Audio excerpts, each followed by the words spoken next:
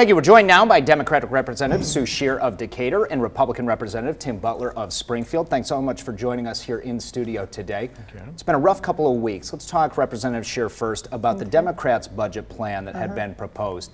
Republicans saying that this is unconstitutional. Courts have not ruled on that, and it may not even come up. But Democrats admit that $4 billion of unbalanced budgets is not going to get the job done. Isn't this the definition of the same old, of more of the same for the past 10 years, kicking the can down the road, so to speak? Well, it's very frustrating for me because I see people every day, middle class, working class, struggling families, and I feel like we're turning our backs on them, and I don't think that's what I was elected to be here for. Long term, however, if we pass this budget, isn't that creating more of a long-term problem down the road? If the Democratic spending plan?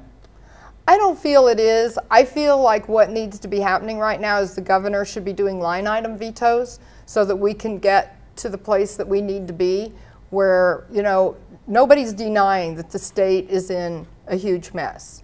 And we definitely need to be making cuts. But we should not be making the cuts on those that are most vulnerable. Representative Butler, we've seen the social services, now July 2nd, day 2 without a budget. Social services are not being funded throughout the state. The Democratic spending plan that Governor Rauner vetoed, 19 of those budget spending bills, would at least fund some of those programs. For the people that need it the most, we talk about the Child Care Assistance Program, the Autism Program. Is having some budget better than no budget at this time? Well, I actually just visited the Autism Program today to talk about the funding to that particular program. I think the governor did the right thing by vetoing these budget bills because it is so far out of balance. And I've said consistently that we need to come together and compromise and figure out a plan that moves this state forward. The Democrats passed legislation that's at $36 billion, projected revenues coming in at $32 billion. There's some middle ground there somewhere. And the governor has been consistent in his thoughts on that. He's open to raising revenue. He's talked about that. He's talked about that consistently. And I think we need to get everybody back to the table and come up with a compromise. I'm frustrated that, you know who showed up for work today? State workers showed up for work today. The House and the Senate didn't show up for work today. I think we should be here in town now that we're in the new fiscal year and keep the speaker to his word to be in continuous session. I'm ready to stay in session until we get something done. I think that's what we need to do. Let's talk about that a little bit because House doesn't return until next week, Senate not until July 13th. For the people who, using those programs, not getting their funding, the people who are feeling the pinch right now, see the legislature as not being at work when we don't have a budget. First of all, the optics of that are poor at best. But what do you say to voters who maybe don't think a 3-day weekend or 4-day weekend now is acceptable for lawmakers? Representative Scherer? Sure.